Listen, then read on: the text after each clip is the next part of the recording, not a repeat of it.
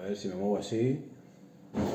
¿Qué tal? ¿Cómo andamos? Hace unos días un amigo, amigo, nos conocimos cuando yo tenía mi dojo en Burgos y fue alumno mío de, de defensa personal y bueno, pues seguimos manteniendo contacto.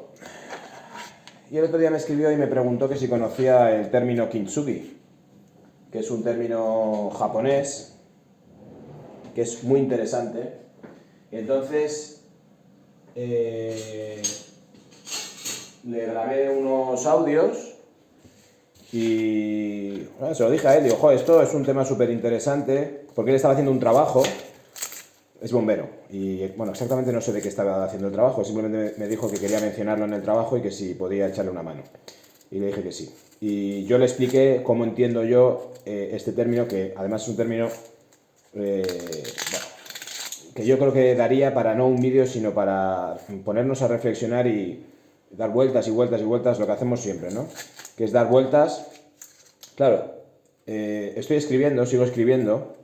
Creo que ya tengo más de 100 páginas de nuestro famoso bestseller, futuro bestseller. Todavía no tiene título. Y es verdad que cuando uno está abierto a hacer preguntas o a hacerse preguntas, su mente es muy dinámica. Por eso a veces pongo en internet que lo más inteligente que en Instagram, que lo más inteligente que puede hacer uno hoy en día en la sociedad de la información es dudar, porque dudar te mantiene dinámico. Y cuando tú estás dinámico, tú estás en una situación dinámica, de mente dinámica, lo que haces es ver diferentes posturas y quieras o no siempre estás aprendiendo. Mientras que si tienes una postura estática, fanática, pues hombre, y peor todavía cuando esa postura viene del sesgo de otro. Bueno, kintsugi es un término japonés que hace referencia a... Creo que los kanjis que lo conforman, los dos ideogramas que lo conforman, creo que viene a ser algo así como fijar o arreglar. Y creo, no recuerdo muy bien si era fijar, arreglar y oro, es decir, fijar y arreglar con oro. El kintsugi es un arte que existía hace siglos en Japón, no sé la verdad si se sigue practicando o no, que consistía en reparar objetos que se habían roto con una especie de empaste que llevaba o polvo de oro o a veces incluso oro mismo. Y como los japoneses son una cultura tan tremendamente especial y pueden convertir algo tan nimio como puede ser reparar una vasija en un arte y en una filosofía en sí mismo, que es lo bonito de Japón, ¿no? Lo bonito de la cultura japonesa, desde mi perspectiva, siempre es que siempre con una cosa mínima dan opción a infinidad de pensamientos o infinidad de motivos o infinidad de reflexiones. Mientras que, por ejemplo, en la cultura occidental muchas veces las verdades están acabadas y te las dan en un paquete, el japonés es mucho más humilde en ese aspecto y lo que hace es dar una pincelada, soltar una pincelada para que tú acabes en tu mente el resto, ¿no? Y eso hace, bueno, primero nos hace una cultura muy distinta, ¿no? Bueno, pues en el caso del kintsugi, insisto, básicamente es reparar algo estropeado, algo roto, básicamente, por ejemplo, cerámica,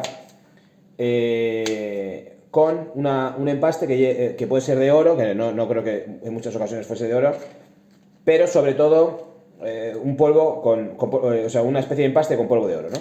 ¿Y qué queda? La vasija queda reparada y quedan marcados, muy marcados, las zonas por las que se ha reparado.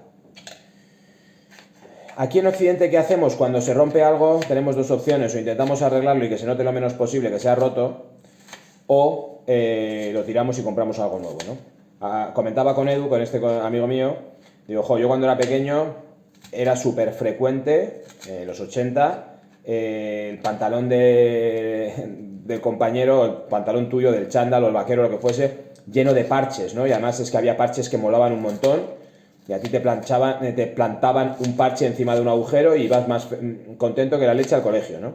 pues hoy en día te haces un agujero, se intenta remendar, si es que se intenta hacerlo, si se sabe coser, intentando que se vea lo menos posible.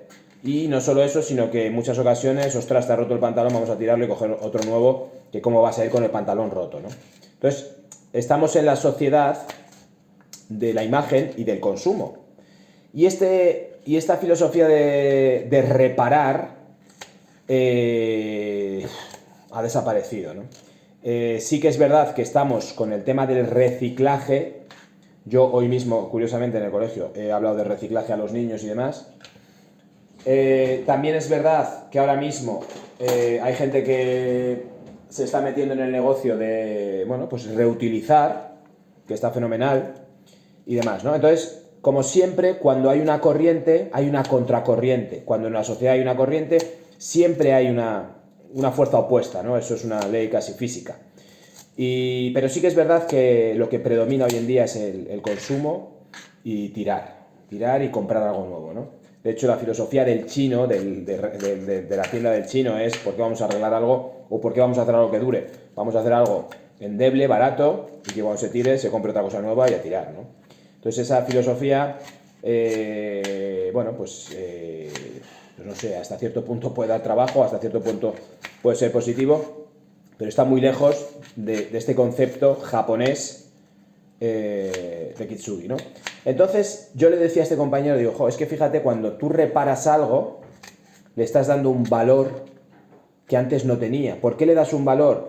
Porque si bien, imagínate una cerámica, lo había hecho otra persona, mira este pedazo de obra de arte, esta maceta, la había hecho otra persona, se cae, yo lo reparo, ya tiene algo de mí. No solamente es lo que yo he recibido, sino que además le he añadido parte de mí en ese trabajo que he realizado reparándolo, ¿no? No solo eso, sino que además, fíjate que lo hacen con oro. Lo hacen con oro, con polvo de oro, que en vez de intentar ocultar lo que han reparado, le dan valor al acto de arreglar, de reparar. Ya no estamos hablando solamente, y deberíamos de ir un poco más allá, de hablar simplemente de arreglar un objeto material. El concepto de arreglar puede ir mucho más allá del simple concepto material de arreglar una vasija, un vaso o un electrodoméstico o lo que sea. Arreglar las relaciones personales, arreglar las deficiencias de uno, el intentar reparar lo que uno ha estropeado o ha dañado, creo que es algo que quizás no esté muy de moda. Hoy está de moda mandar a la mierda las relaciones, hoy está de moda si esto no ha funcionado lo tiramos y empezamos de cero, el rompe y rasga, comienza de cero, manda a la mierda todo, tal, no sé qué, cuando realmente en muchas ocasiones el problema es de uno y cuando, por ejemplo, hablando de una relación, tú comienzas una relación, te va a pasar una y otra vez lo mismo independientemente de la persona con la que estés. Es verdad que a veces el problema puede ser que sois dos personas que no deberíais de estar juntas, ¿no? Pero en otras ocasiones el problema trasciende en el hecho de que uno no es capaz de pensar que tiene que poner de su parte para solucionar ciertas cuestiones. Y cuando uno no es consciente de eso, siempre deposita en otro la responsabilidad. Si a mí esto se me rompe, voy y busco otro y lo sustituyo. Y se me rompe y lo sustituyo. Y además lo compro con el pensamiento de que es sustituible y ya está. Entonces, ese tipo de filosofía es totalmente opuesta a la filosofía de Kintsugi. Creo que podemos aprender a que en nuestra sociedad o en nuestra vida particular, para concretarlo más, en ocasiones hay muchas cuestiones de nuestro entorno que merecen nuestra atención y que merecen ser mejoradas o reparadas. Y que tomemos conciencia de que cuando nosotros metemos mano en algo de nuestro entorno para mejorarlo, sea lo que sea, adquiere un valor nuevo, renovado y a nivel personal muy valioso. También está muy relacionado con el concepto de resiliencia, ¿no? De superar las dificultades que hayan podido surgir en la vida, o bien por decisiones que uno haya tomado mal, o bien por mala suerte, o bien por un accidente, o bien por lo que sea, ¿no? Recuperarse porque hay muchas veces que evidentemente no te queda otro remedio, porque evidentemente una maceta de 99 céntimos uno puede ir y comprar otro, ¿no? Si no lo quiere reparar en su casa y darle este valor del que estamos hablando. Pero hay ciertas cosas en la vida que no se pueden reparar. Y si no se pueden reparar, uno tiene que aprender a repararlo en un nivel distinto. Tú imagínate un problema muy serio que uno ha tenido, un fallecimiento de alguien, imagínate que tienes un accidente y entras dentro yo qué sé, en una parálisis, cosas terribles que uno ya no puede arreglar exteriormente, pero sí que exigen un cambio de actitud interna y una aceptación. Y yo creo que esta filosofía de reparar se puede trasladar aquí también. Es decir, que ante una desgracia que no tiene solución, la mente puede generar una solución, una reparación de algo que no se puede arreglar, cambiando la actitud que uno tiene. Ojo, que yo no soy muy de decir que las cosas simplemente dependen de la actitud con la que uno se lo tome. No, en absoluto. De hecho, me parece una falacia de la barata de la autoayuda decir que, bueno, pues es que a ti las cosas, el sufrimiento no existe porque tú te lo puedes tomar de una manera o de otra. No, hay cosas que uno no se puede tomar de una manera u otra porque uno no tiene fuerza o no tiene capacidad de tomarse las cosas como los libros de autoayuda dicen que hay que tomárselas, ¿no?